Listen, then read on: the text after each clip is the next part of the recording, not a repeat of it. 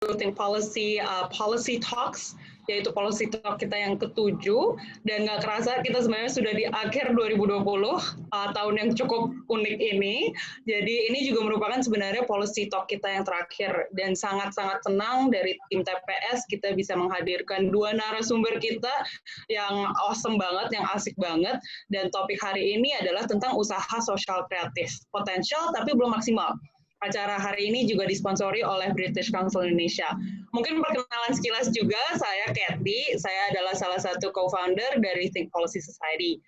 Untuk teman-teman yang mungkin pertama kali menghadiri acara Think Policy kita ini, Think Policy adalah organisasi pendidikan yang bertujuan untuk membangun kepemimpinan dan melatih kemampuan berpikir kritis untuk kebijakan publik yang berbasis bukti dan empati. Kita sudah berjalan sejak 2019, dan dari 2019 ini kami juga sangat terharu dengan welcome yang sudah diberikan oleh teman-teman, di mana kami merasa bahwa sangat haus ya adanya ruang belajar dan komunitas, terutama antara profesional muda. Jadi tujuan kami mendirikan Think Policy ini adalah mendorong kolaborasi lintas sektor untuk menjawab tantangan-tantangan yang ada di abad 2021 ini. Nah, jadi topik hari ini sangat near and dear sebenarnya ke Think Policy, karena usaha sosial kreatif ini merupakan sebenarnya contoh yang terbaik gitu kan, bagaimana kita bisa menggunakan resources, sumber daya ya kan dari berbagai sektor, baik bisnis maupun private dan publik, untuk menjawab tantangan-tantangan yang ada di 2021 ini. Nah, malam ini kita kehadiran 2 orang, yaitu Mbak Ari Sutanti dari British Council Indonesia dan Mas Nezatullah yang merupakan founder Nara Kreatif. Hi, maybe you guys want to say hi first before I give a quick introduction. Selamat malam. Hai. Malam semuanya. Ya, jadi Mbak Ari ini sekarang bekerja sebagai Senior Program Manager di British Council Indonesia. Tadi baru ngebahas Mbak Ari ini, credential saya itu hebat sekali, jadi mungkin saya hanya memberikan sedikit cuplikan. Di British Council, Mbak Ari fokus kepada berbagai program, tapi memang passion-nya itu ke social development, terutama tentang social entrepreneurship, tentang social innovation. Sebelum dengan British Council pun, Mbak Ari juga bekerja di World Bank sebagai social development specialist. And even before then, sebagai lulusan di East Anglia, adalah salah satu pelajar yang mendapatkan British Chevening Scholarship. So I think nanti Mbak Ari juga akan mempresentasikan hasil riset yang sudah dilakukan oleh British Council bersama dengan AVPN dan UNESCAP ya, terkait dengan usaha sosial kreatif ini. Selain dari itu, kita juga ada Mas Neza, yaitu founder Nara Kreatif, social enterprise yang sudah berdiri sejak 2013. Dan bergerak di bidang waste management, konsultan lingkungan, dan berusaha untuk menjawab masalah pendidikan angka putus sekolah melalui bisnis pengelolaan lingkungan, yaitu environmental management. Nah, Mas Neza ini juga keren banget. Di tahun 2014 merupakan first winner of Mandiri Social Entrepreneur di kategori Creative Entrepreneur. Jadi saya rasa hari ini dengan topik yang ada, dengan narasumber kita ya kan yang mantap banget, very excited untuk diskusi yang akan diberikan. Tentunya teman-teman nanti mungkin kalau yang sudah join dengan kita, silakan kalau ada pertanyaan bisa langsung masukin ke chat box. Nanti kita ada sesi Q&A juga. Mungkin untuk sekarang saya berikan waktu ke Mbak Ari untuk menjelaskan sedikit kira-kira hasil riset yang sudah dilakukan oleh British Council mengenai perkembangan usaha sosial kreatif ini seperti apa sih, Mbak?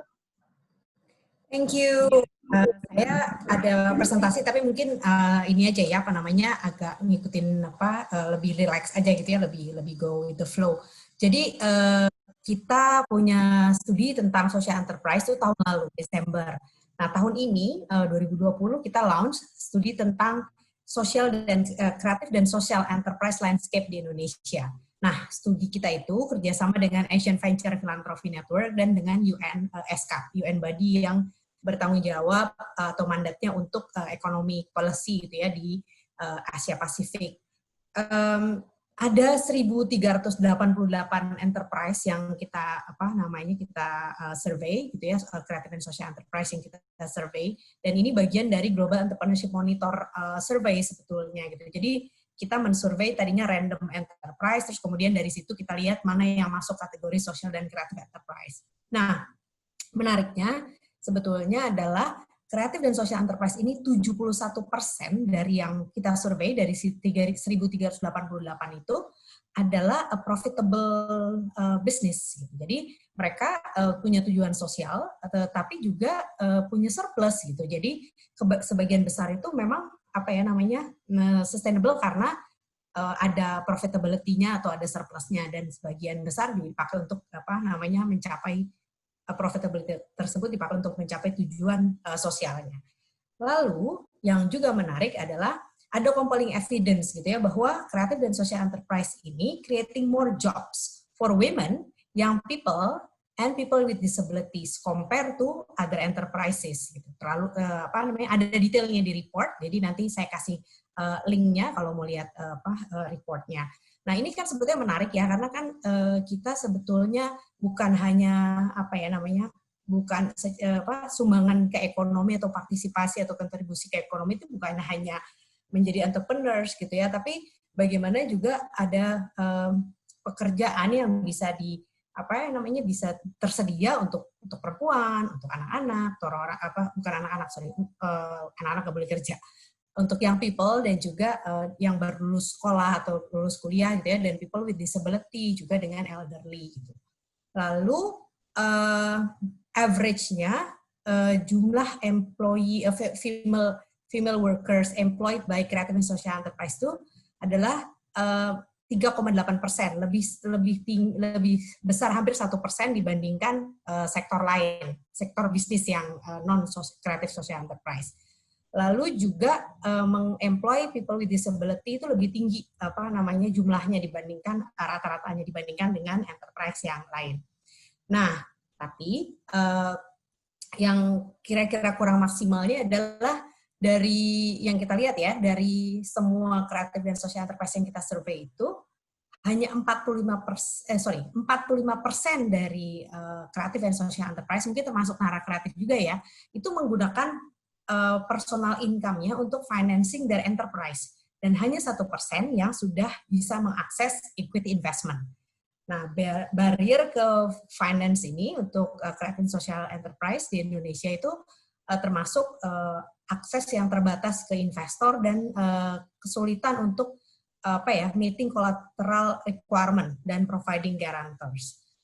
Lalu juga creative and social enterprise ini menariknya adalah ini adalah bisnis yang banyak berkembang dalam 10 tahun terakhir, dan 70% itu di-establish 5 tahun terakhir ini dari yang kami survei ya. Juga yang menariknya adalah ini sektor yang di-led oleh anak muda, dan kemudian ini sektor yang banyak sekali mengadres masalah-masalah yang terkait dengan SDG atau Sustainable Development Goals. Jadi mereka punya clear focus on solving the SDG problems ini gitu ya. Walaupun kebanyakan masih di goals 8 yaitu creating decent work, tapi juga banyak sektor yang lain gitu seperti fokus di poverty, hunger, food security, nutrition, cultures, kemudian gender dan sebagainya. Nah, studi ini kita lakukan sebelum COVID. Jadi yang terbaru setelah COVID ini kita punya snapshot juga untuk seperti apa sih yang dilakukan oleh social enterprise di seluruh dunia gitu ya. Dan rata-rata memang harus shifting model bisnis, dan yang dipimpin oleh perempuan itu kemudian mengalami tantangan yang lebih besar gitu ya, karena kan juga perempuan punya role di rumah gitu. Nah, menariknya dari kreatif dan sosial bisnis ini banyak menciptakan lapangan pekerjaan untuk komunitas. Mungkin juga ini yang dialami atau dilakukan oleh Nara Kreatif gitu ya. Jadi perempuan yang tidak bisa atau tidak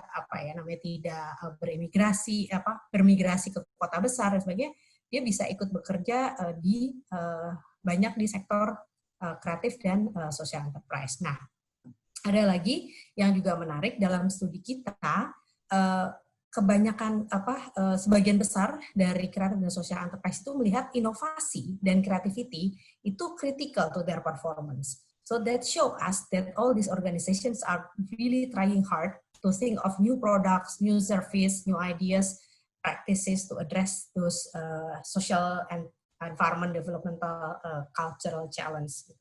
Nah, kalau kita lihat ke depan nanti tentang bagaimana atau di mana inovasi itu akan terjadi di Indonesia, ya salah satunya tuh di sektor social dan creative enterprise ini, kalau menurut hasil studi kami. Nah, tadi ya balik tentang investment gitu ya atau modal, sebetulnya sih it's not about a lack of capital pools gitu ya, tapi untuk unlock funding channels itu memang harus ada common language antara investor dengan creative dan social enterprise gitu. Jadi mungkin ini common language ini bentuknya bisa hasil impact measurement dan sebagainya gitu ya. Jadi ada mereka bisa ketemu di tengah-tengah gitu ketika berbicara. Nah, kira-kira seperti itu. Nah, terus unleashing the potential ini juga akan require sebetulnya support dari potensinya creative dan social enterprise ini, require bukan hanya policy framework, tapi juga mungkin support dari private sectors juga ya, mungkin bank dan sebagainya, sehingga ada the ease of doing business lah. Tapi ini sebetulnya bukan hanya untuk creative dan social enterprise, untuk semua bisnis gitu ya. The ease of doing business ini penting sekali diberikan.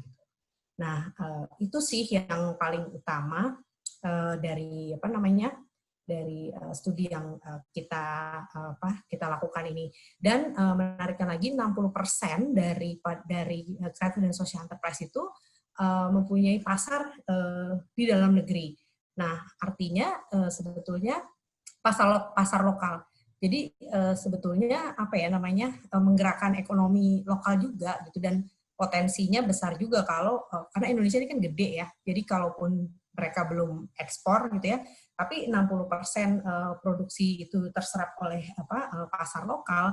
I think it is a good signal gitu bahwa mereka trying to solve problems yang ada, tapi juga punya bisnis model, punya 71% dari mereka profitable itu tadi, dan produknya itu terserap di lokal, sisanya ada yang untuk ekspor dan sebagainya. Nah, itu sih kira-kira, mudah-mudahan ini nggak lebih dari 10 menit ya, saya takutnya kepanjangan soalnya. Iya, thank you banget Mbak Ari. Menurut saya ini fascinating banget sih dari hasil risetnya, keren banget hasil risetnya juga ya. Mungkin mau info juga ke teman-teman, seandainya ada yang ingin mempelajari lebih dalam lagi, hasil laporannya itu dapat di-download di website British Council ya, di britishcouncil.org.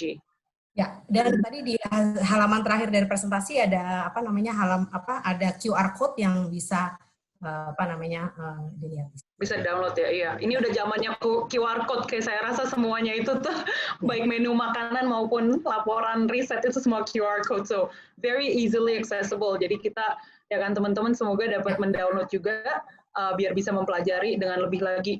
Menurut saya yang mungkin yang really stand out to me gitu ya, dari segi yang tadi udah di-sharing sama Mbak Ari, keren banget bahwa 71 dari segi bisnis, 71% itu profitable gitu kan, karena banyak yang merasa bahwa kalau usaha social kreatif mungkin kayak usaha sampingan, banyak yang nggak profitable gitu kan, mungkin oke lah idealisme gitu, tapi secara realita nggak bisa deh secara ekonomi, tapi ternyata 71% itu profitable ya, dan dari segi impact-nya jelas kelihatan.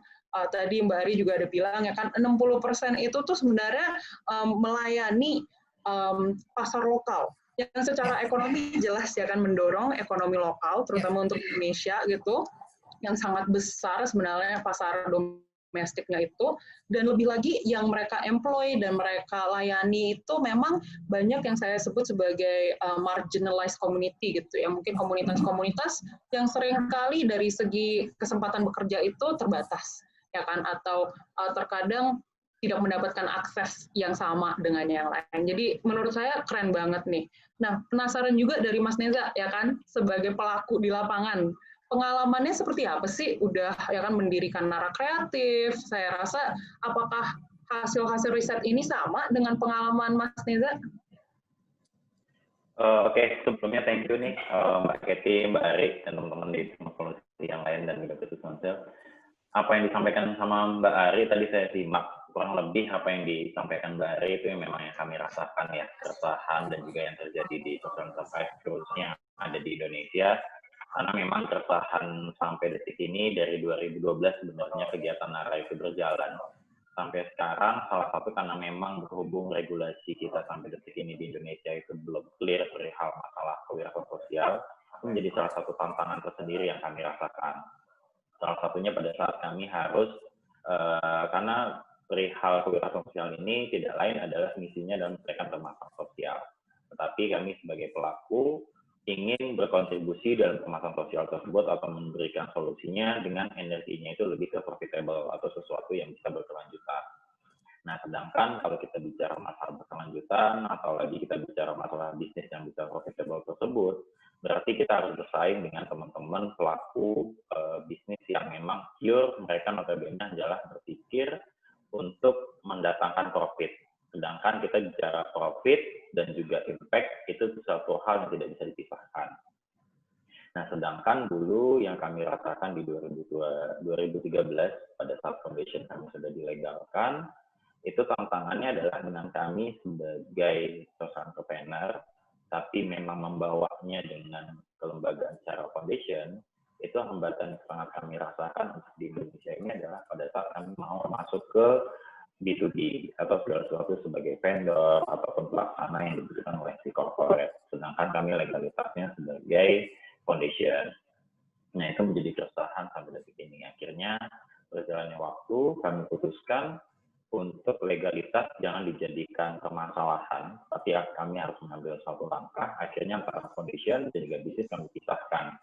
Pisahkan dalam artian lebih kepada kelembagaannya atau legalitasnya, tetapi secara rohnya, cara tujuannya, cara sistem dan pola kerjanya masih sama. Tapi itu kami siasati untuk bisa mendapatkan bisnis-bisnis yang lebih masif lagi, atau dalam artian kami bisa bersaing dengan teman-teman yang memang notabene mereka hanya berpikir di sisi profitable-nya aja. Mungkin itu Mbak Kety dari sisi NARA ya. Okay. Thank you Mas Neza. Penasaran juga nih, menurut Mas Neza, potensi untuk profitability-nya seperti apa sih? Ya kan, mungkin tadi kan udah kita bahas nih banyak yang profitable, tentu challenges-nya karena untuk NARA Kreatif itu tidak terpisahkan, ya kan, komitmen untuk profitable dan impactful. Nah, potensi marketnya itu sebenarnya sebesar apa sih? Kalau bicara sekarang dengan kami lihat berjalannya waktu ya, bicara masalah social entrepreneur ataupun bisnis model kami kan lebih ke sisi fokusnya ke environmental management. Atau lebih biasanya lebih masuk ke waste management. Beriringnya waktu, kewirausahaan sosial ataupun bisnis kami di waste management ini untuk saat ini jauh lebih gampang diterima. Mungkin orang lebih begitu familiar dengan social enterprise, apalagi sekarang kalau dulu eranya annual report, tapi sekarang di corporate lebih menginginkan yang namanya sustainability report. Ditambah lagi dengan sekarang campaign-campaign di dunia SDGs, nah itu sangat membantu kami untuk lebih profitable lagi. Dalam artian bicara profitable berarti market kami lebih luas. Dan apa yang kami lakukan jauh lebih, ibaratnya kalau kami sebagai pelaku kewirausahaan sosial, itu mungkin mempunyai nilai plus dibandingkan teman-teman yang hanya berpikir atau service-nya mereka lebih kepada hanya sekedar menyelesaikan problem tersebut. Sedangkan yang kami lakukan di sini memberikan service kepada corporate ataupun klien kami, tetapi kami juga membawa kebermanfaatan untuk masyarakat. Itu jauh lebih bisa diterima ya untuk kurang lebih 2 tahun, 3 tahun belakangan ini untuk di kondisi NARA sendiri. Seperti itu Mbak Kety. Oke. Thank you Mas Neza. Mungkin penasaran juga dari Mbak Ari ya kan, kalau misalnya dari hasil risetnya tadi kan sudah menjelaskan secara garis besar gitu ya, impact yang sudah ada. Nah, ke depannya kira-kira dari hasil risetnya itu menampilkan nggak sih sebenarnya potensi ya kan, potensi untuk usaha social kreatif ini seperti apa sih? Kalau bisa unlock more funding misalnya. Ya sebetulnya itu tadi ya, potensi terbesarnya adalah satu, ikut solving social problems tadi ya, atau apa namanya environmental problems, cultural atau developmental problems gitu. Jadi yang SDG targetnya pemerintah itu akan sangat terbantu gitu ya dengan adanya teman-teman di sektor kreatif dan social enterprise ini. Jadi apa namanya masalah water sanitation, waste management, masalah pendidikan, masalah apa namanya decent jobs, masalah apa namanya terkait dengan apa young people dan sebagainya gitu ya. Nah, kalau makin banyak kreatif dan social enterprise yang bisa lebih apa ya stable gitu ya dalam berusaha, profitability juga apa oke gitu ya. Tadi kan 71% profitable, 38% stable gitu ya. Kalau lebih banyak yang bisa profitable dan stable, tentu selain masalah ini selesai yang tadi ya masalah-masalah SDG tadi, tapi juga jobs itu created untuk kan apa namanya perempuan, untuk namanya people with disabilities, dan ini kan sebetulnya masalah kita gitu ya, masalah dalam artian kita ingin ekonomi itu inklusif, semua yang menikmatin kue ekonomi itu semua, bukan hanya mereka yang di perkotaan, bukan hanya mereka yang namanya very well educated, tapi juga mungkin ibu-ibu yang ada di komunitas, anak-anak dengan disabilitas dan sebagainya, anak muda dengan disabilitas dan sebagainya, kan mereka kan bukan berarti tidak brilliant gitu, they are just having some difficulties gitu ya, tapi are brilliant gitu. Nah, apakah peluang pekerjaan dan sebagainya itu semuanya berpihak ke mereka gitu kan belum tentu gitu. Nah, kalau kita lihat sekarang saya sebetulnya encourage banget ngelihat seperti ada disable, ada diva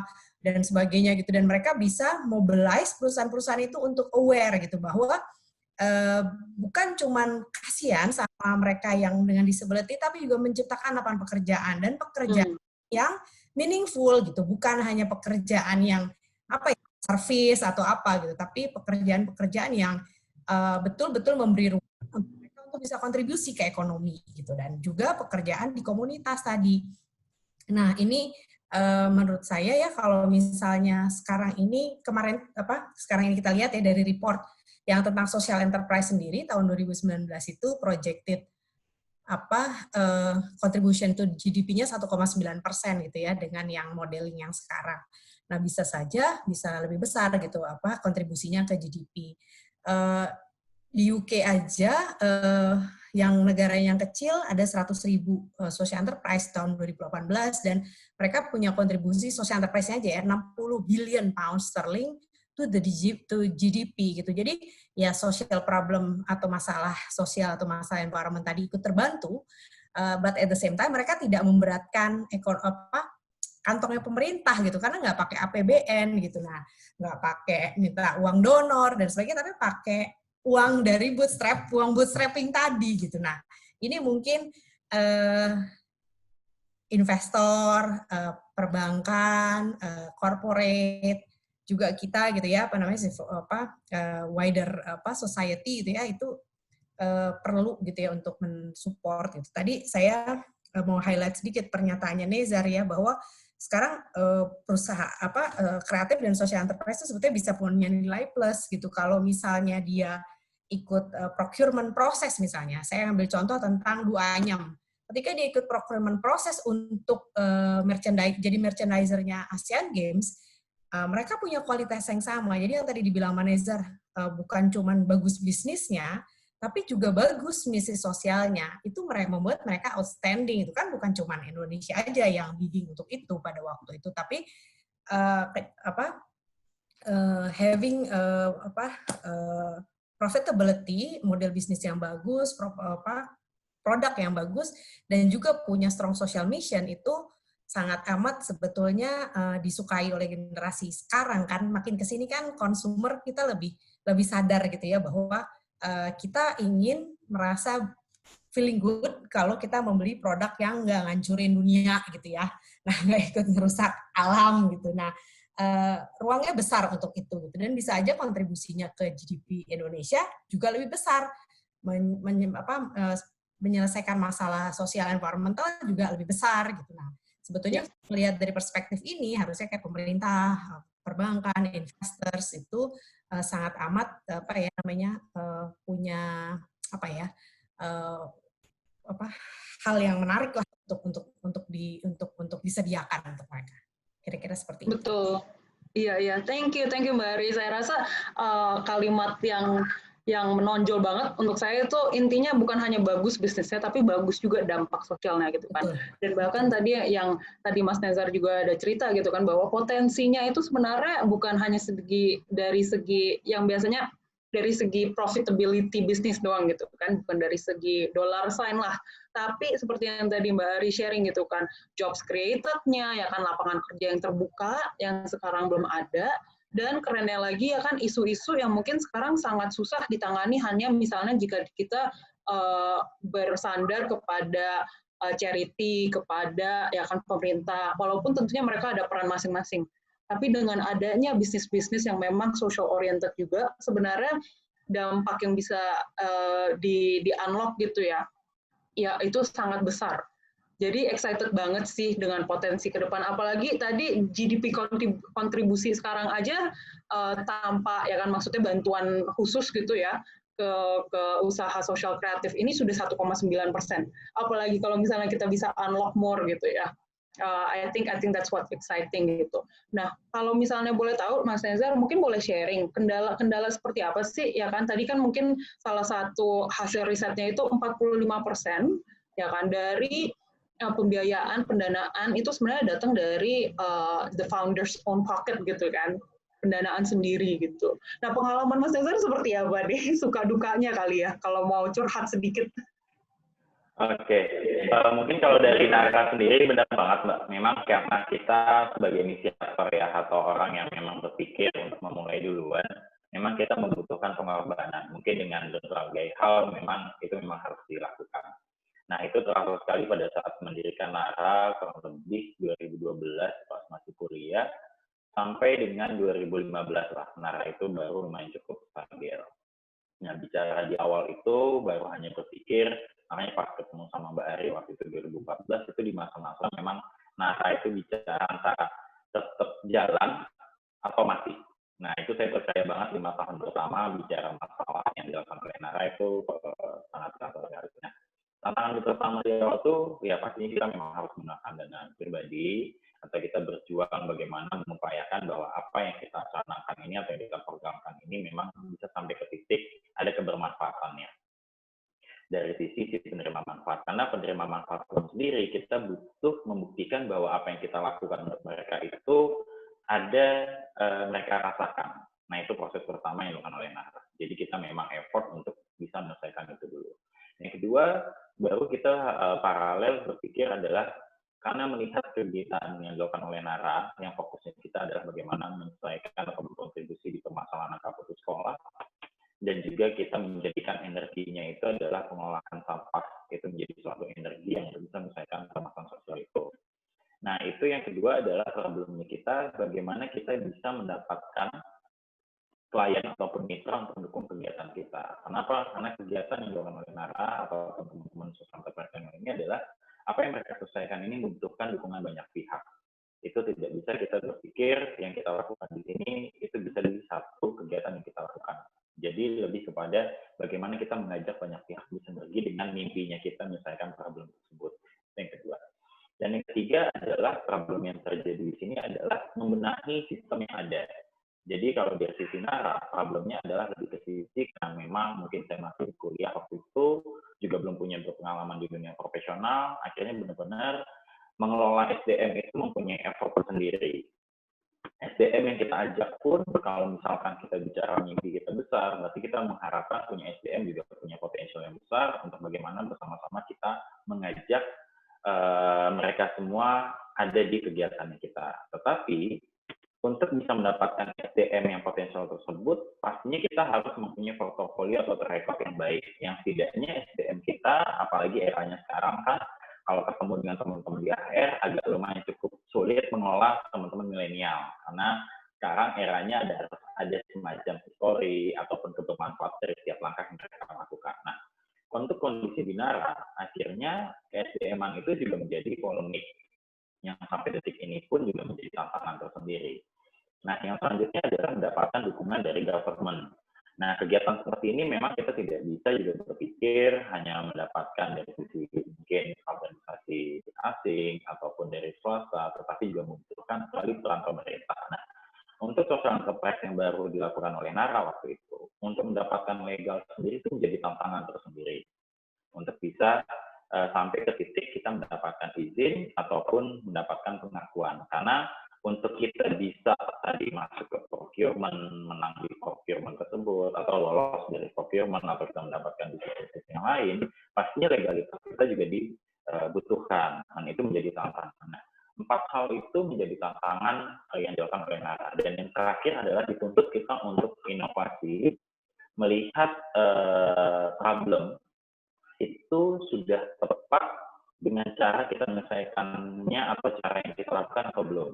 Terkadang yang dirasakan oleh Nara waktu itu, kita melihat suatu permasalahan, tapi ternyata pada saat kita jalankan, itu tidak bisa berjalan. Nah, akhirnya kita harus mengevaluasi kembali apakah cara kita atau sistem kita untuk menyelesaikan permasalahan tersebut sudah sesuai atau belum. Nah, itu menjadi tantangan. Berarti yang kelima adalah lebih ke sisi inovasi itu sangat dituntut sekali untuk kita bisa melihat, mengidentifikasi masalah dan juga meng-create suatu strategi menyelesaikan permasalahan tersebut itu sudah sesuai atau belum. Terkadang kalau itu salah, akhirnya itu membuang energi, sedangkan energi kita sangat terbatas. Itu tantangan sekali pada saat Nara melewati hal-hal seperti itu. Nah, sebetulnya sekarang ini dengan semakin banyak pelaku-pelaku sosial ataupun di lingkungan, ini membantu sekali untuk Nara bisa survive dan kita jauh lebih berkembang lagi. Karena apa? Karena orang sudah tidak asing lagi dengan apa yang kita lakukan.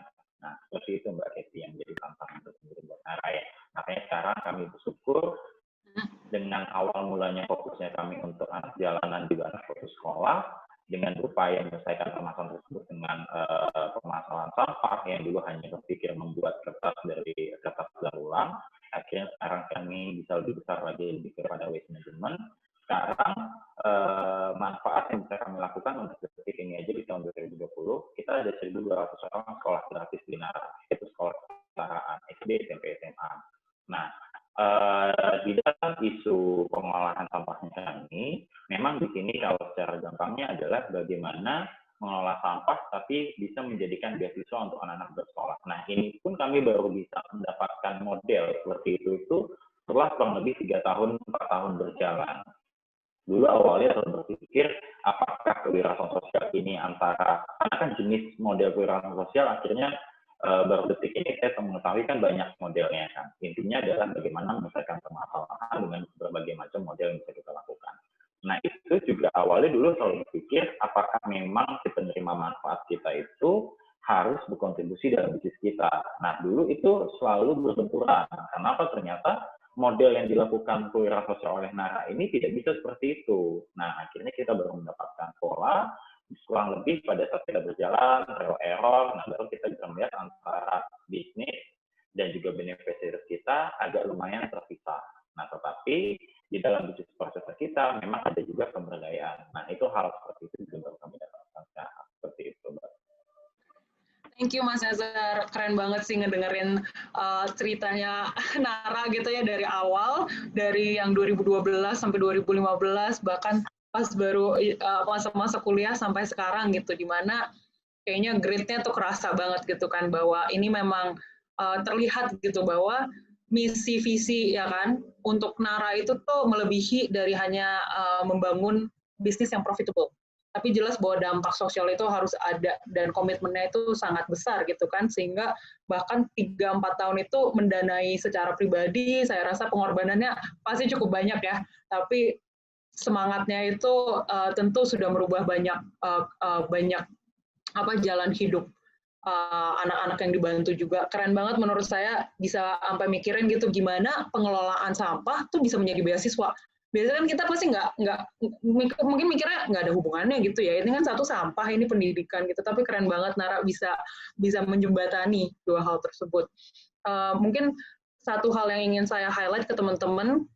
Jadi welcome juga semua yang sudah datang. Thank you for the likes dari Dwi Kirido, dari AltW90 dan lain-lain di IG live, dan jelas ada shout out juga untuk Mbak Suci yang udah jadi interpreter kita dari Beyond. Untuk hari ini kita lagi ngebahas gitu ya potensi usaha sosial kreatif.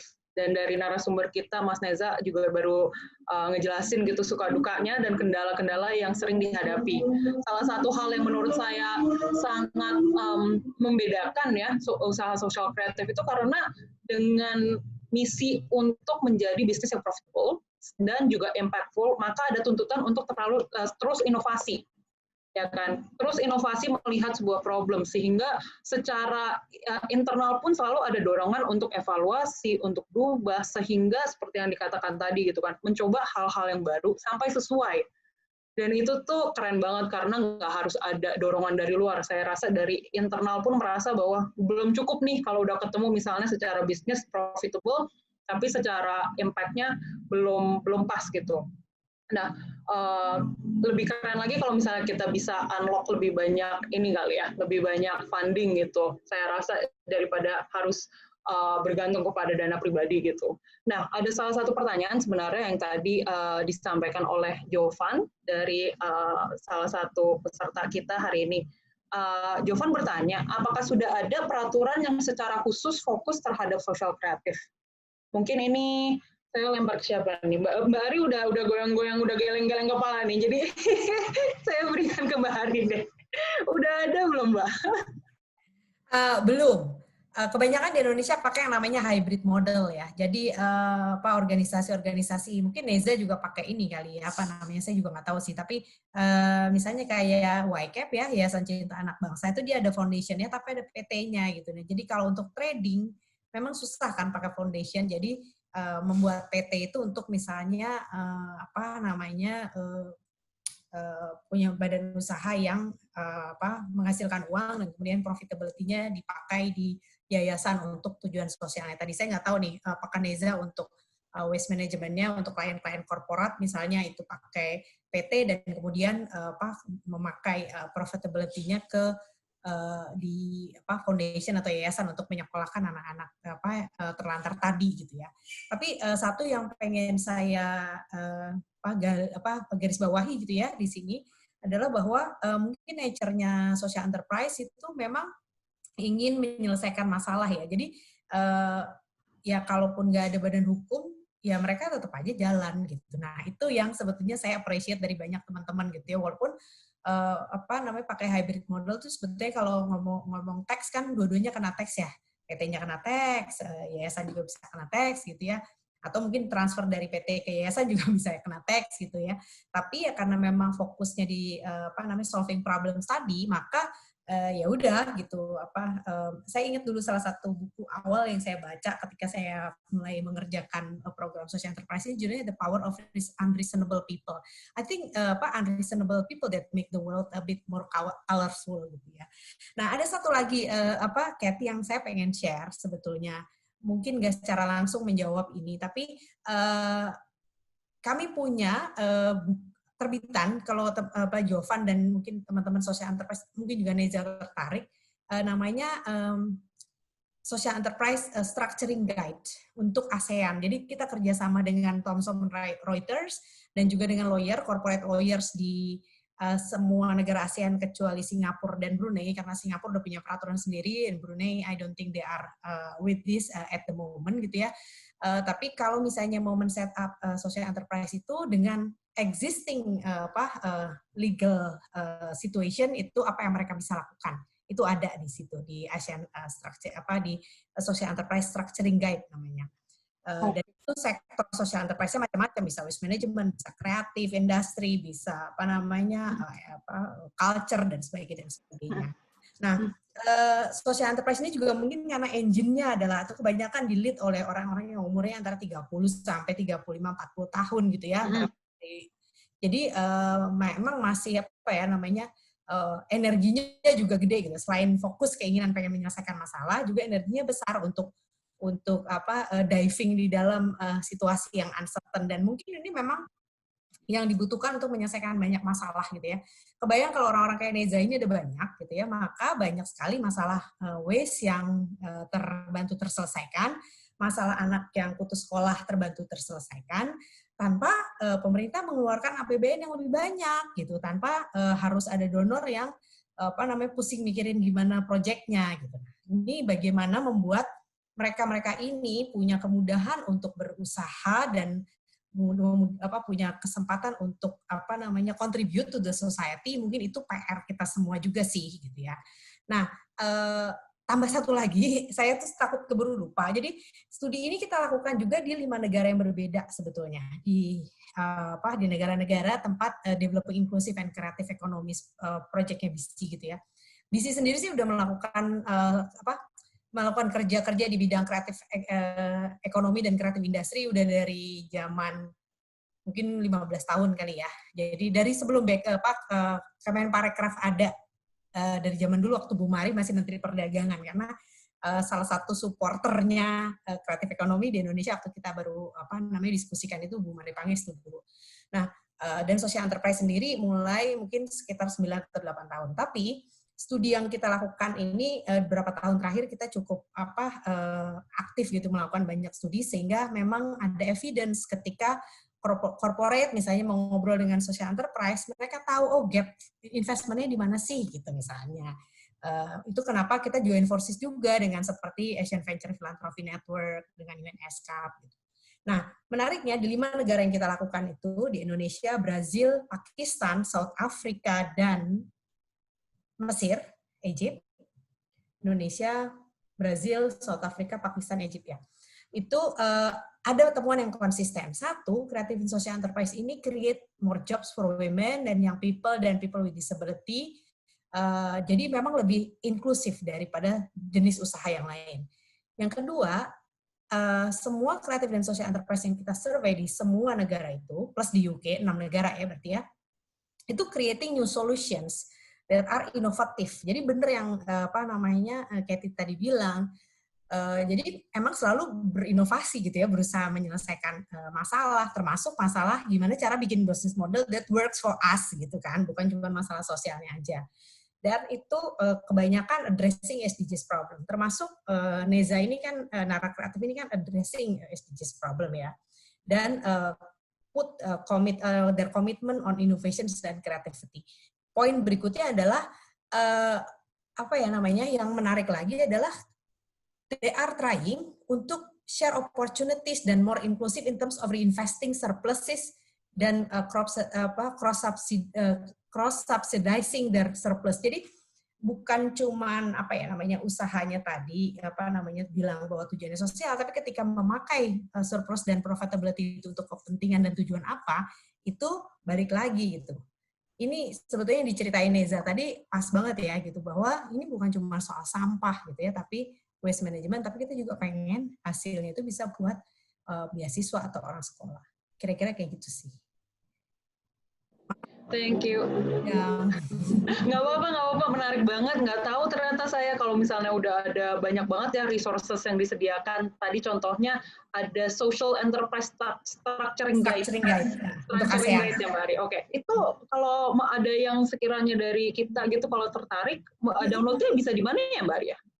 Nanti coba salah satu tim saya ntar tulis di ini ya, di IG atau boleh. Iya. Dan itu jadi nanti ada ini kok, kayak tree-nya gitu, nah, jadi apakah saya punya misi sosial, apakah saya juga akan trading, apakah saya akan memakai sebagian surplus saya untuk ini gitu, dan sebagainya. Terus kamu negara mana, Indonesia kah, Malaysia kah, Thailand kah, Philippines atau Vietnam misalnya gitu. Oh, oke. Wah, keren banget. Iya, jadi udah ready made gitu ya, seandainya ada yang mungkin tertarik gitu untuk membangun usaha sosial kreatif sendiri, ya kan bisa gitu. Itu udah ada di Zoom. Nanti mungkin teman-teman Think Policy bisa relay link yang dari Zoom ke IG Live ya. Oke. Iya. Social Enterprise Structuring Guide. Iya, thank you. Iya, nanti selain dari itu mungkin mau sharing juga ke teman-teman bahwa acara hari ini yang disponsori oleh British Council, kita juga membahas tentang hasil riset yang sudah dilakukan British Council beserta AVPN dan UNESCAP terkait dengan creative social enterprise, ya kan, usaha sosial kreatif dan potensi yang ada ke depannya, landscape-nya secara keseluruhan, juga mungkin dari segi potensi untuk investasi. Nah, pengen nanya juga nih untuk ngelanjutin pembahasan untuk dukungan pemerintahan seperti apa sih yang misalnya sebagai social entrepreneur. Menurut Mas Neza tuh oke banget loh kalau misalnya ke depannya ya kan mungkin ada kebijakan seperti ini atau ada dukungan dari pemerintah yang seperti ini gitu. Oke, jadi berdasarkan Mbak Ari, benar banget tuh kita aja baru bicara legalitas tuh baru selesai paling 2 tahun belakangan, Mbak. Jadi kalau berpikir di situ tuh yang ada impact sosial atau yang mau kita targetkan itu tidak pernah tercapai. Nah, tapi berjalannya waktu kita melihat dukungan pemerintah itu sangat dibutuhkan sekali. Nah, untuk sekarang ini yang terasa pastinya adalah sebagai kita pelaku kewirausahaan sosial, yang social enterprise ini, mungkin nggak ya seperti kayak regulasi kita itu dilegalkan ya. Mungkin kalau di UK kan sudah ada namanya perusahaan sosial, jadi lebih clear di sana. Terutama adalah terasa banget tuh tadi kayak bicara masalah tax atau pajak gitu pas kita, karena memang kondisi di Nara tuh seperti yang tadi Mbak Ari bilang, kita memang menggunakan yang namanya hybrid model. Kita punya PT, kita punya foundation sekarang. Nah, bisnis kita itu nanti setidaknya pasti harus kita transfer lagi ke foundation untuk operasional. Idealnya kan seperti itu. Tapi nyatanya dengan pajak ini tuh sangat terasa. Kita sih berharap mungkin semacam kayak ada kebijakan khusus untuk kami sebagai pelaku-pelaku kegiatan kewirausahaan sosial ini yang berpikirnya itu juga bukan hanya sekedar profit, tapi bagaimana dari setiap profit itu punya impact. Benar banget kalau misalkan kewirausahaan sosial ataupun social entrepreneur ini tumbuh kembang di Indonesia, kami sebenarnya tidak mengharapkan APBN sih nggak apa-apa sebenarnya, asalkan memang bisnis kami bisa terbantu dari sisi pajak. Yang pertama. Yang kedua, kami di sini mengharapkan sekali yang tadi kami sampaikan, setidaknya itu dilegalkan lah yang namanya badan hukum yang baru seperti kayak perusahaan sosial, karena itu sangat membantu sekali untuk kami bisa meng-create suatu hal-hal yang jauh lebih clear lagi. Karena dengan adanya foundation dan juga PT, ini sebenarnya kan strategi kami saja sebenarnya untuk bagaimana biar kami tidak berbenturan. Tapi nyatanya sebenarnya kalau kami kerucutkan kembali, pasti di internal kami itu merasa kayak suatu, ini nih masuknya ke PT atau ke foundation. Akhirnya ada hal-hal yang seperti itu masih terasa ya di kegiatan kami. Nah, itu juga kami mengharapkan dukungan seperti itu yang dari pemerintah.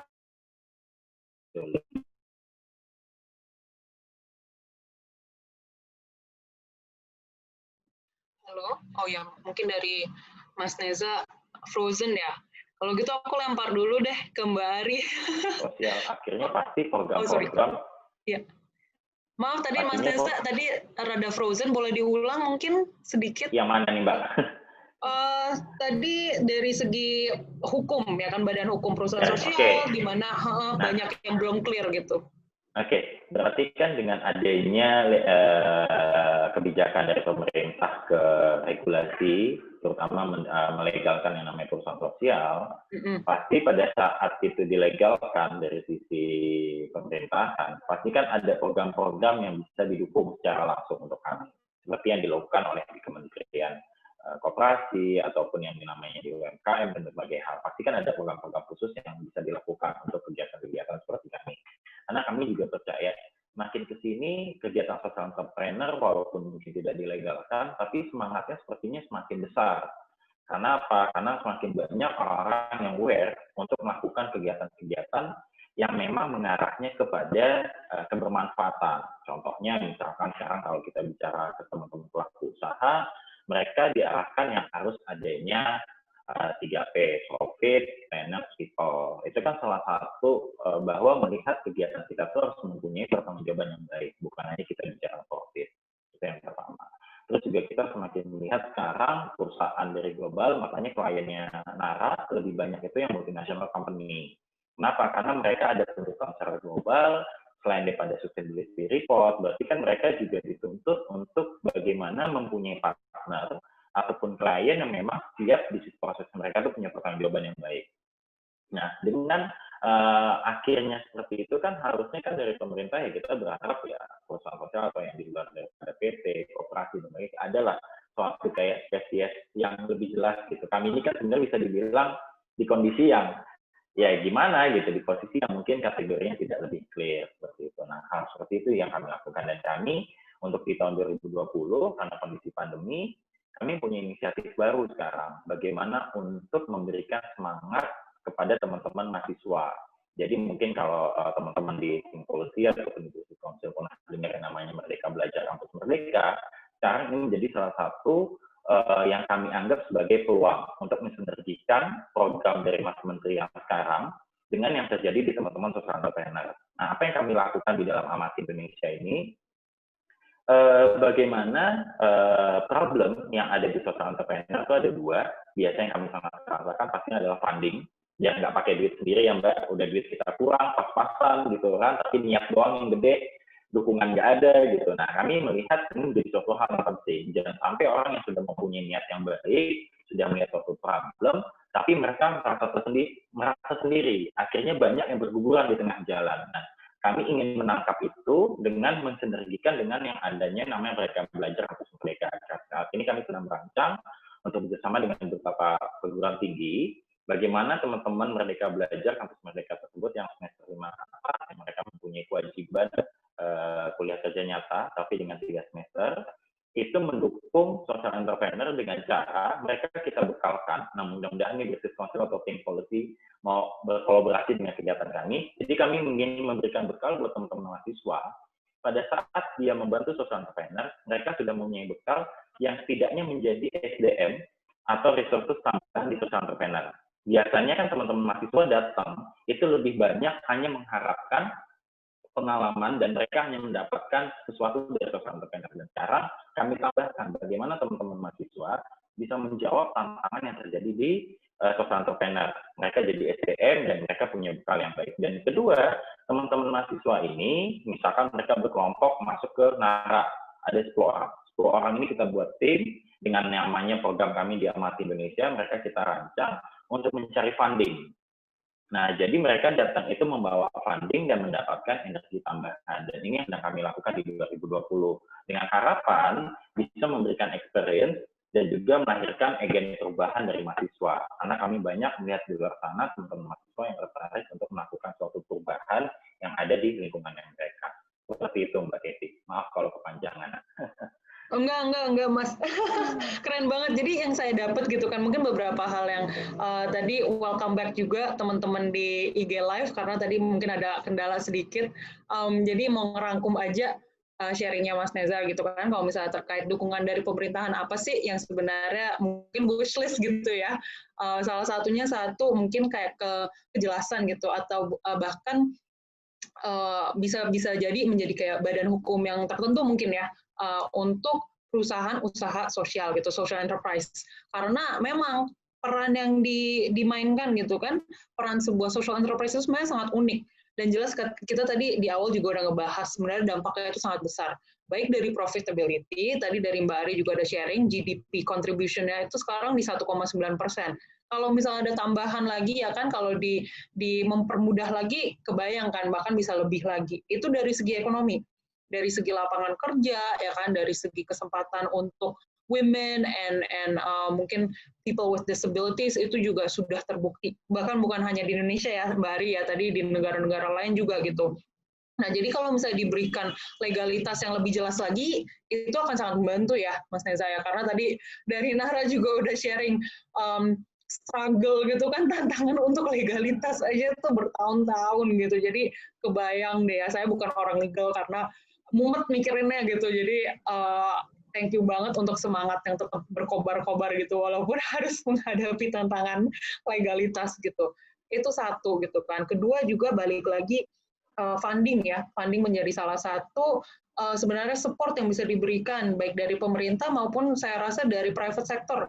Karena private sector kan tadi kita juga udah bahas ya, sangat mereka juga mendapatkan dampak yang baik dari mungkin dari segi bisnisnya mereka ya kan, dari social enterprise sebenarnya dapat membuka target market yang baru ya kan, market segmentasi yang baru yang dari bisnis mereka yang berjalan sekarang mungkin belum bisa masuk gitu. Nah, dari social enterprise biasanya bisa membantu membuka jalan ke sana. Jadi gimana bisa bekerja sama dengan lebih lagi. tadi keren banget juga bisa ada kerjasama ya dengan perguruan tinggi, sehingga dari segi SDM bisa menggandeng teman-teman mahasiswa untuk membantu dari kebutuhan social enterprise. Mungkin kita ada beberapa menit lagi nih. Penasaran juga kalau kita ngomongin tentang funding, kan pasti banyak yang bertanya ya. Saya selain dari Think Policy, saya juga run a startup gitu kan, yang pasti kita sering ngobrol sama investor nih. Misalnya udah ngomong sama investor pasti ditanyain, oke, kalau misalnya dikasih funding, ya kan, what are you gonna do with it gitu. Jadi mungkin saya ini serahkan coba kalau ke Mas Neza, sekiranya ada nih dari yang peserta kita gitu yang tertarik nih kalau misalnya bisa membantu Nara lebih lagi ya kan. Kira-kira funding itu sebenarnya akan dipakai atau dialokasi kemana sih? Kebutuhan kalau ke Nara pastinya kita akan mengolah di Nara itu karena tugasnya kita atau keresahan kita awal adalah angka putus sekolah, pastinya adalah dengan kita mendapatkan funding, kita bisa memberikan impact lebih banyak lagi. Dan juga kita melihat di sana, dari funding yang ada, kita harus berpikir bagaimana dengan dana yang didapatkan itu bisa menjadikan dana yang sustain. Berarti kita harus melakukan pengolahan bisnis yang baik. Nah, pengolahan bisnis yang baik di sini artinya adalah sesuatu bisnis yang memang didasari dengan kebutuhan. Jadi sekarang kita di tahap Nara ini tidak lagi hanya berpikir idealis, tapi bagaimana idealis yang realistis. Yang dimana dalam artian kita bisa meng-create suatu waste management ataupun environmental kita ini yang memang bisa terserap lebih banyak lagi. Akhirnya kalau kita mendapatkan funding, pastinya adalah kita harus menempatkan funding tersebut di pengelolaan bisnis yang baik, di model bisnisnya yang oke, dan juga model pendapatannya yang oke. Setelah daripada itu, baru kita berpikir adalah memberikan impact. Nah, sebenarnya kalau dari sisi Nara, kita bisa melakukan itu secara paralel. Jadi kita tidak berpikir pengelolaan dulu bisnis yang baik, tapi juga kita bisa melakukan di keluarga belajar kita. Nah, sekarang ini di tahapan Nara sedang berpikir dengan kita sekarang ada 1.200 orang bersekolah di Nara, kita ingin memberikan lebih impactful lagi. Jadi bukan hanya sekedar ijazah yang kita berikan kepada mereka, karena memang latar belakang dari teman-teman warga belajar kita adalah prasejahtera, bagaimana teman-teman prasejahtera kita itu bisa mendapatkan suatu kebermanfaatan, yaitu secara ekonomi.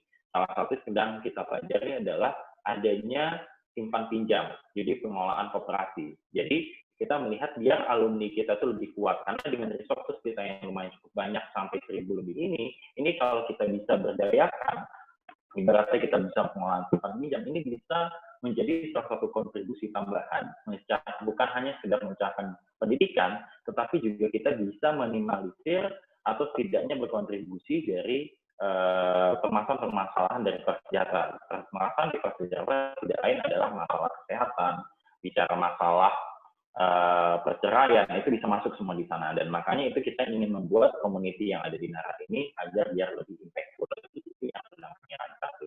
Jadi kalau ada funding, pasti kita bisa meng-create suatu program yang lebih mengidentifikasi lagi kebutuhan dari teman-teman prasejahtera tersebut. Seperti itu, Mbak Keti. Ditunggu fundingnya, Mbak Keti. Ya, itu. aku serahkan ke para pendengar ya di sini ya. Ditunggu fundingnya, guys. Tapi menurut saya keren banget gitu kan. Maksudnya seperti yang tadi disampaikan Mas Neza gitu, bahwa dana yang disalurkan gitu kan, kalau misalnya funding ya kan, funding yang diterima oleh Nara gitu kan, dan saya rasa usaha sosial kreatif itu biasanya akan dialokasikan untuk memastikan bahwa akan ada dana yang sustainable gitu kan. Jadi ibaratnya it's a domino effect. Jadi saya merasa bahwa sebenarnya dana yang disalurkan dari investor ya kan, maupun dari pembiayaan eksternal lainnya itu sebagai ibaratnya membangun fondasi ya kan yang kuat dari bisnis, sehingga nanti bisa grow, bisa melayani lebih banyak lagi ya kan penerima benefit gitu, penerima layanan yang diberikan, dan bahkan membantu dari bisnis tersebut menjadi lebih sustainable, sehingga kedepannya udah ada engine sendiri. Kerennya social enterprise kan kayak gitu ya, ibaratnya memang udah ada business mind, udah ada business model agar bisa sustainable gitu. Nah, jadi pendanaan yang diberikan itu ibaratnya bukan hanya masuk aja, tapi masuk dengan domino effect gitu, dapat memberikan potensi yang lebih besar lagi ke depannya. mungkin ingin memberikan kesempatan juga untuk Mbak Ari gitu kan. Kalau misalnya dari segi setelah melihat ya kan berbagai landscape, kan dari Mbak Ari kan kerennya udah bisa ngeliat dari high level nih, eagle's eye gitu kan, bahkan bukan hanya di Indonesia tapi di berbagai negara-negara lainnya. Nah, untuk mungkin ada investor yang ada atau ya kan dari segi pemerintahan yang ada, jika apa sih sebenarnya apa yang mungkin bisa Mbak Ari sampaikan untuk meyakinkan gitu kan bahwa sebenarnya usaha sosial kreatif ini tuh worth funding gitu, ya kan? What are the highlights misalnya? Masih muted Mbak Ari. No worries.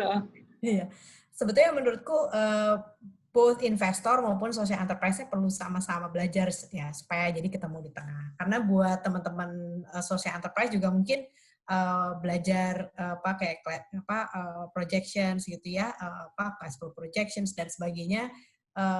Udah banyak yang canggih gitu, tapi mungkin juga banyak teman-teman yang pengen perlu bisa menjelaskan dengan concise gitu ke investors. Dari sisi investor sendiri, kalau menurut saya karena ini sektor ini kan masih nascent, tapi banyak gitu ya. Kayak sekarang kalau investor ngomong misalnya saya mau dong invest di sektor craft gitu ya, sektor kriya gitu ya. Mungkin nggak ada yang gede banget karena di Indonesia kan kita kan negara yang geografinya gede banget ya. Jadi di semua tempat itu ada kecil gitu. Nah, investor kan biasanya kan, aduh aku invest tiket size 100.000, 500.000, sama 50.000 ribetnya sama, mau nunggu aja deh, ntar kalau sampai ada yang segitu gitu ya.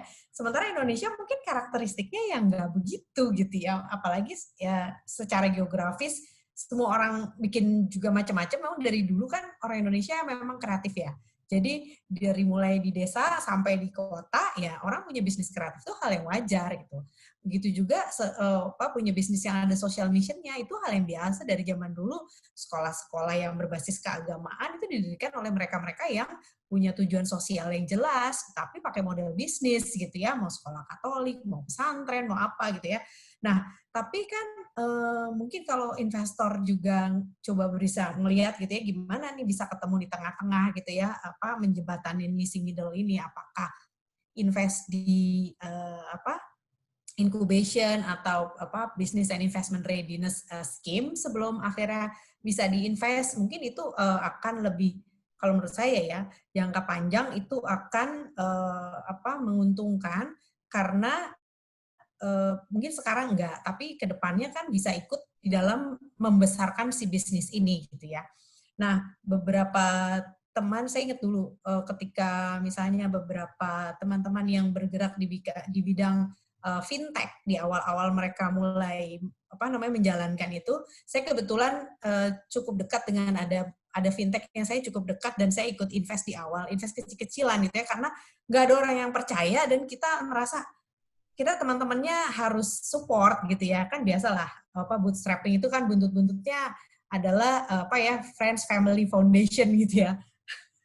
Nah, akhirnya kita invest itu sampai suatu titik di mana banyak bank-bank gede merasa bahwa kita harus punya fintech, soalnya kalau enggak nanti kita nggak pernah tahu ke depan kayak gimana gitu.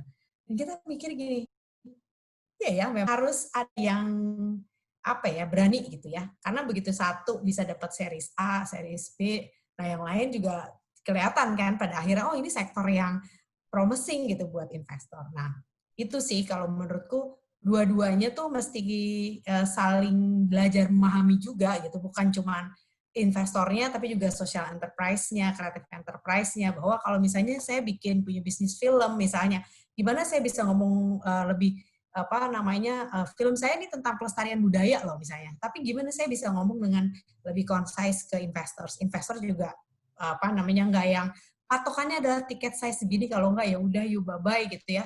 Karena kan sebetulnya kalau mau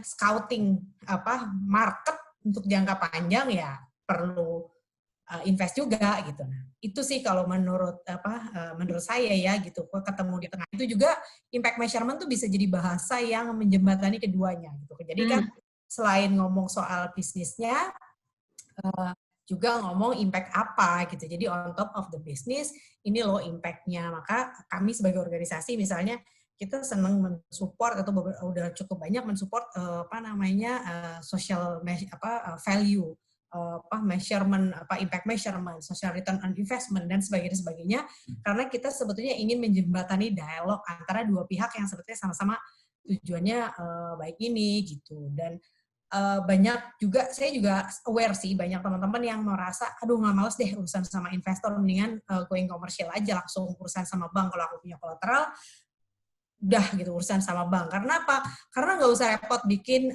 impact measurement. Bukannya nggak mau, tapi kadang juga tenaganya terbatas ya. Startup kan atau social enterprise, creative enterprise, orangnya cuma 5 gitu, terus ngerjain jadi CEO juga, jadi CMO juga, jadi CTO juga, jadi apa gitu, terus ngerjain impact report juga, mau bayar orang belum bisa gitu. Saya tuh kadang-kadang sampai kalau lagi ada mereka yang perlu banget, jadi saya suka, aku ada teman di universitas atau aku ada teman yang ahli impact measurement, kita ketemuin aja deh. Karena memang itu penting gitu, begitu ada hasil SROI-nya atau IRIS atau kan jadi lebih mudah ngomong gitu. Sebetulnya this is my impact and it is real.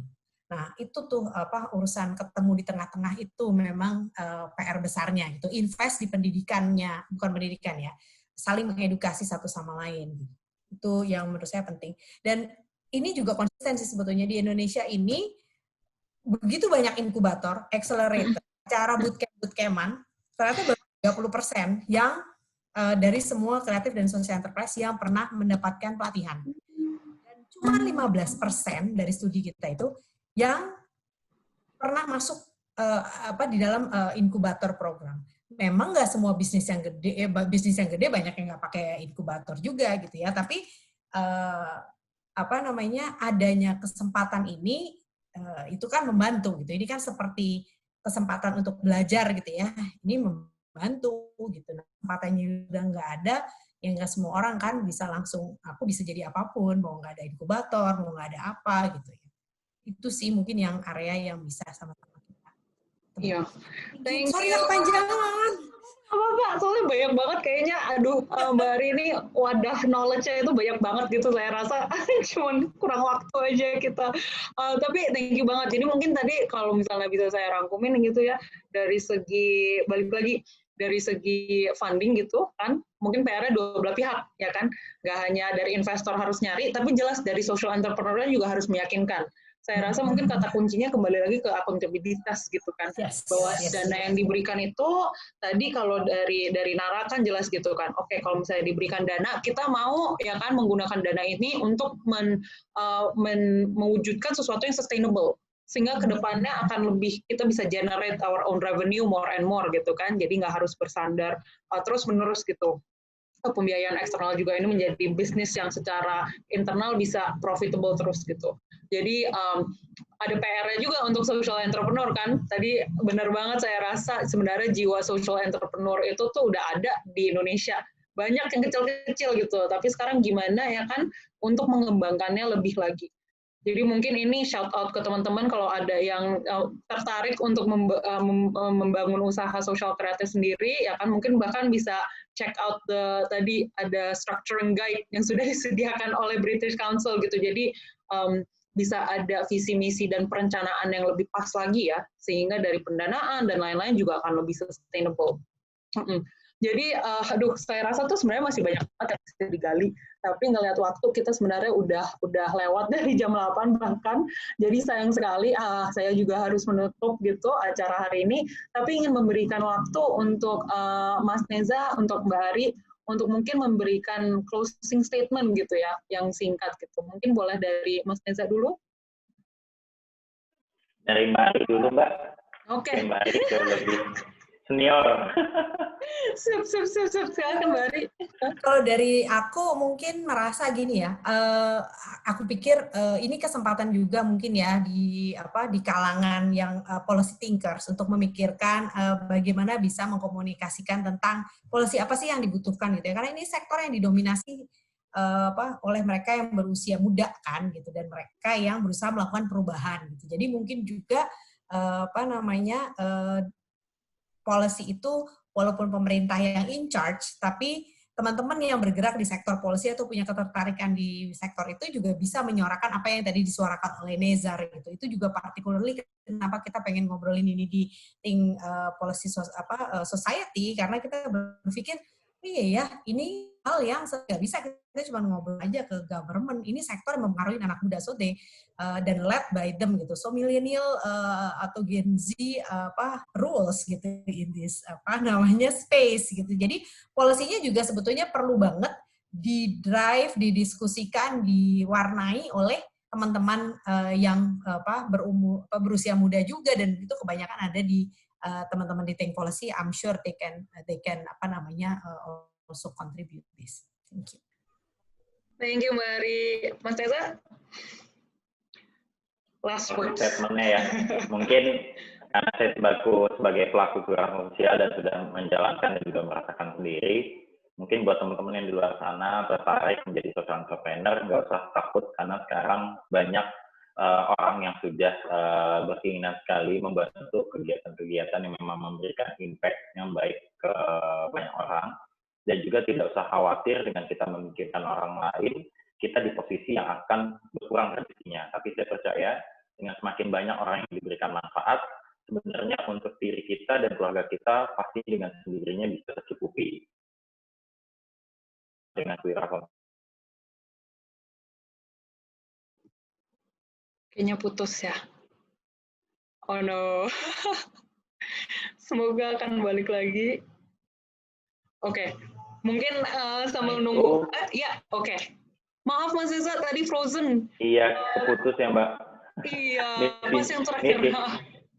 Iya, mungkin itu sih pesan dari saya sebagai pelaku sosial yang di luar sana, jangan pernah khawatir melakukan kegiatan viral sosial, karena makin banyak sampai detik ini orang yang memang mempunyai empati dan juga ingin mendukung untuk memberikan kebermanfaatan oleh kegiatan yang kita lakukan.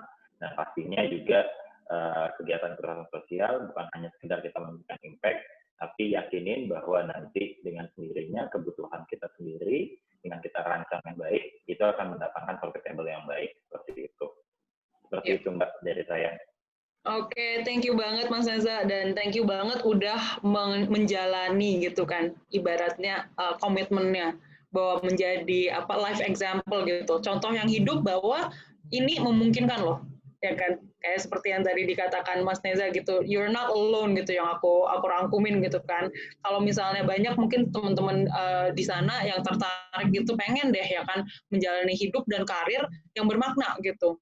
Gak hanya mungkin sambilan sukarelawan gitu kan, tapi gimana ya saya bisa menggunakan talenta saya gitu kan, ya kan bisa membangun bisnis atau bergabung ke bisnis-bisnis yang sebenarnya tuh visi misinya nggak hanya profitability, tapi ada impact-nya, dan itu kan semakin banyak, dan saya rasa ini yang sangat dibutuhkan juga untuk menjadi solusi ya kan tantangan-tantangan yang kita hadapi. Jadi thank you banget kembali lagi Mas Neza, Mbak Ari atas waktunya. Saya rasa dari yang bisa saya tangkap gitu kan, kalau misalnya saya mau ngerangkum gitu hasil diskusi hari ini tuh bahwa potensi untuk usaha sosial kreatif ini sangat besar. Baik dari profitability, baik dari dampak ekonomi, ya kan, sebagai bisnis, tapi juga sebagai social solutions. Dampaknya itu sudah terlihat bahkan ya kan, sudah terbukti dari segi demografik yang dicapai gitu kan, women, people with disabilities, dan yang kerennya lagi sebenarnya dari foundernya gitu banyak yang dari kalangan muda, ya kan. Jadi teman-teman nggak usah nunggu ya ngerasa bahwa saya harus menunggu udah banyak banget nih pengalaman kerja baru masuk ke usaha sosial kreatif, itu enggak ya kan. Sudah banyak yang sebenarnya kayak Mas Neza gitu yang udah menjadi pioneer-nya. Jadi semoga ini bisa mendorong teman-teman yang mungkin lagi di ambang ini kali ya, di lagi mikirin gitu mau kemana ya jalan hidupnya, ini bisa menjadi suatu inspirasi lah. Dan kedua dari segi pembiayaan gitu kan, dari segi funding menjadi kendala yang terbesar, mungkin salah satu kendala terbesar, dan semoga kedepannya ya kan dengan lebih banyak lagi teman-teman yang tahu tentang dampak dan sebenarnya potensi yang bisa dicapai oleh usaha sosial kreatif. Kita juga berharap baik dari pemerintah maupun private sector dapat memberikan dukungan yang dibutuhkan, baik secara legalitas maupun dari segi opening access to funding ya. Jadi excited banget dengan prospek ke depan, dan jujur excited banget bisa bertemu dengan orang-orang seperti Mas Neza dengan Mbak Ari gitu, yang menjadi contoh ya kan bahwa ini tuh sesuatu yang sudah terjadi dan bisa dikembangkan lebih lanjut lagi. Jadi sekali lagi terima kasih atas waktunya. Mungkin sekilas dari TPS kita ada mau info juga ke teman-teman, kalau seandainya tadi mungkin nggak bisa menghadiri dari awal acara ya kan, atau mungkin ingin sharing ke teman-teman lainnya, untuk sesi hari ini kita akan upload ke IG TV Think Policy ID di Instagram maupun di YouTube. Jadi hari ini juga akan diupload, jadi untuk teman-teman mungkin yang tadi ada miss ya kan, atau mungkin ada kendala internet, bisa nonton ulang. Selain dari itu, kita juga ada Policy Talks edisi 8 di hari Kamis ini. Jadi minggu yang cukup sibuk untuk TPS, tapi kalau teman-teman ada waktu, please join us again di hari Kamis tanggal 17 Desember ini dari jam 7 sampai 8. Nanti Policy Talks edisi 8 ini akan membicarakan tentang topik kapasitas dan kualitas layanan kesehatan. Yang tentunya saya tidak perlu menjelaskan kenapa itu sangat amat penting untuk dunia kita ya kan di era ini. Jadi again thank you semua atas waktunya, thank you Mbak Ari, thank you Mas Neza, thank you Uci yang udah jadi juru bahasa isyarat juga. It's been really fun having this discussion. Jadi selamat malam dan semoga semuanya sehat selalu. Terima kasih. Thank you. Terima kasih semuanya.